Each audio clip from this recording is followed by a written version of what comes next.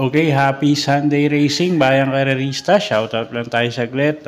Happy racing dyan sa Kambingan OTB. Lalong-lalo na kila Taylor Eugene at kay Madam Jackie. Pagbate galing kay Boss Eduardo, no? At shoutout na rin kay Boss Boying Balmes at kay Boss Ronald Susim. Okay, so Sunday racing nga. Ngayon nga gaganapin yung second leg ng Triple Crown, pati na rin yung Hopeful tsaka yung locally bred stakes race.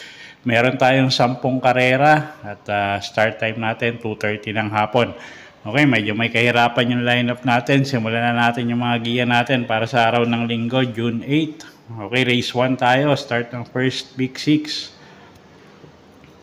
3-year-old imported local challenge race. Distansya 1,400 meters. Okay, mga 3 taong kabayo to, mga imported, no? At meron din local. So, first choice na rin natin, kalahok numero 1, couple entering anytime, anywhere at Tease the Moon.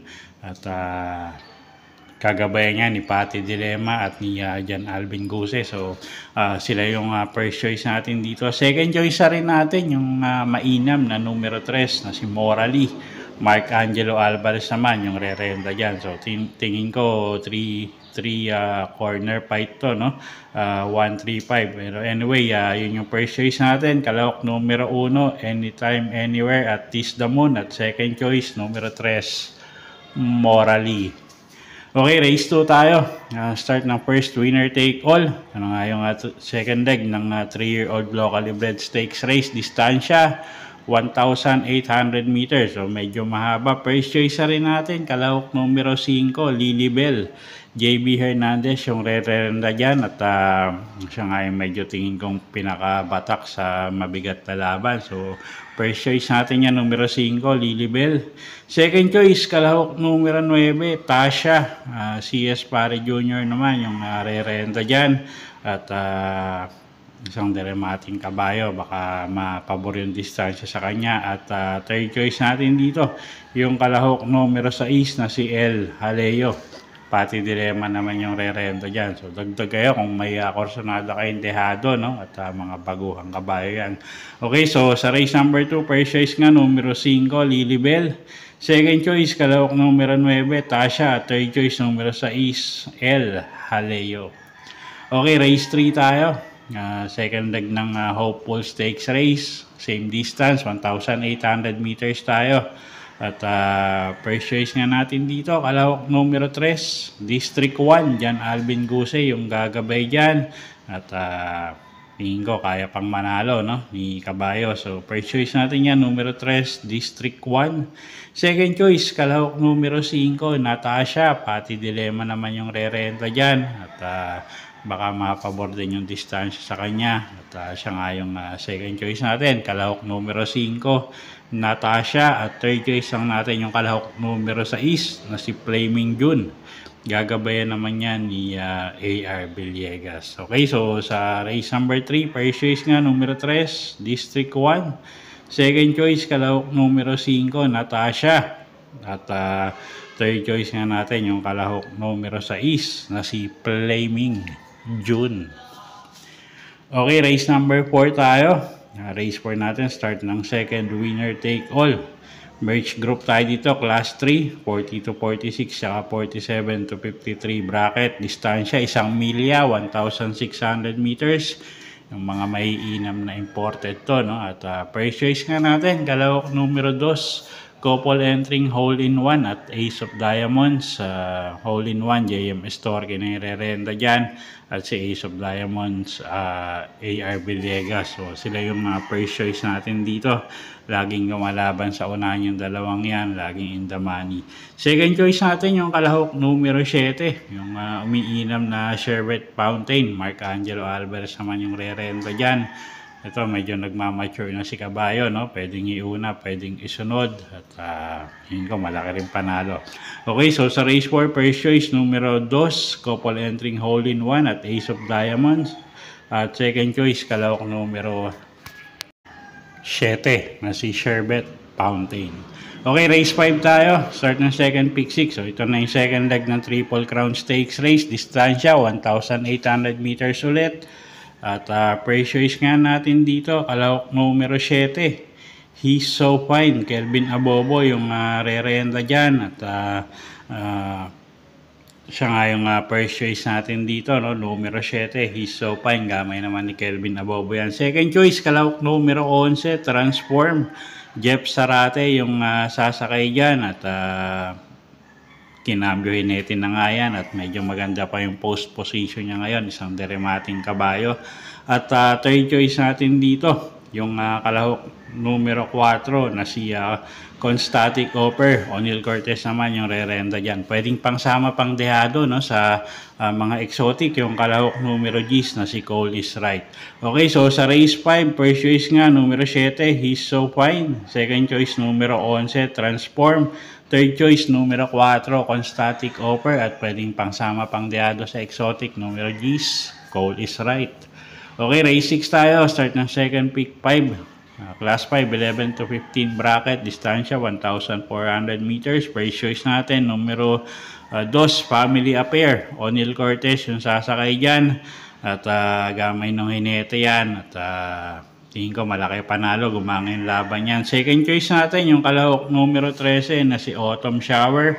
Nelson Uy Jr. yung gagabay dyan. At pag nilabas ng koneksyon, tingin ko malaki panalo niyan. At sobrang baba na nga sa grupo. Third choice natin dito, yung kalahok numero 1 na si Heavyweight. Alison Pabilik naman yung sasakay dyan. Okay, so sa race 6, first choice numero 2, Family Affair. Second choice natin, kalahok numero 13 na si Autumn Shower. At third choice nga natin, yung kalahok numero 1 na si Heavyweight. Okay, next race tayo. Race number 7. Class 4, 28 to 33 bracket. Distansya, 1,400 meters. Okay, tingin ko medyo lamang to, no? Numero 6, Redeemer. Gagabayan niya ni John Paul Eguse. At medyo gumangin yung laban niya ngayon. Kanya man kung saan lumalaban to, yung mga maiinam na imported horses. So, tingin ko ngayon medyo lamang siya at gumangin laban niya. Second choice natin, kalahok numero 3, Crusading. Yan, Alvin Guse naman yung re-renda dyan. Isa rin sa mga promising na imported horses ngayon, no? Numero 3, Crusading. At third choice natin, numero 7, Bid for Fame. Okay, so sa race number 7, first choice nga, numero 6, Redeemer. Second choice natin, kalahok numero 3 na si Crusading. At third choice, numero 7, Bid for Fame. Okay, race 8 tayo. Class 5, 6 to 10 bracket. Distansya, 1,400 meters. Okay, first choice natin dito, numero 14 na rin, no, na si Malabon King. JRD Ocampo yung sasakay dyan. Lately, medyo nag-i-improve yung mga takbo niyan. At siya na rin yung hinete, no? So, tingin ko walang magiging problema. Maganda pa yung post position niya ngayon. So, siya yung first choice nga natin. Isang deremating kabayo, numero 14, Malabon King. Second choice, kalahok numero 1, Destiny. JMS Torque naman yung re-renda dyan. Isang deremating kabayo din, gamay ng hinete. At pwedeng pang sama, pang dehado, no? Kalahok numero 2 na si Metal Strength. At kalahok numero 10 na si Potential. Okay, so sa race 8, first choice nga, kalahok numero 14, Malabon King. Second choice natin, kalahok numero 1, Destiny. At pwedeng pangsama, yung kalahok numero 2 na si Metal Strength. At kalahok numero Potential. Okay, race number 9 tayo. Penultimate race, class 4, 22 to 27 bracket. Distansya, 1,400 meters. First choice na rin natin dito. Tingin ko medyo lamang. Numero 7, Border Force. JRD Ocampo yung gagabay dyan. Gumangin laban yan. So, tingin ko medyo lamang yan. No? Numero 7, Border Force. Second choice natin, kalahok numero 3, Dakota Elegance. JB Hernandez naman yung re-renta dyan. Pag nakakuha ng unahan, tingin ko malaki panalo niyan. At pwedeng pangsama pang deado sa mga exotic, yung kalahok numero 2 na si Shanghai Silk. Gagabayan ni JM Storke. Okay, so sa race number 9, first choice nga, numero 7, Border Force. Second choice natin, kalahok numero 3 na si Dakota Elegance. At pwedeng pangsama pang dehado, no, sa mga exotic, yung kalahok numero 2 na si Shanghai Silk. Okay, race number 10 tayo, last and final race for the day. Class 4, 16 to 21 bracket, distansya 1,400 meters. Okay, anybody's race. First choice natin, kalahok numero 4, Mang Nano. Jeff Bakayga, yung sasakay dyan. Pag nilabas ng connection yan, tingin ko medyo lamang yan, no? So, first choice natin, numero 4, Mang Nano. Second choice, kalahok numero 1, Bantay Sarado, AR Villegas, yung re-renta dyan, isang deremating kabayo. At siya nga yung second choice natin, no? At third choice nga natin dito, kalahok numero 11 na si Sting. Gagabayan naman yan ni Kelvin Abobo. Okay, so sa race number 10, first choice nga natin, kalahok numero 4, Mang Nano. Second choice, kalahok numero 1, Bantay Sarado. At third choice, kalahok numero 11, Sting. Okay, so yun po yung mga giya natin para sa araw ng linggo, June 8, 2025. Sana po yung makatulong sa pagpili nyo ng mga tatayaang kabayo.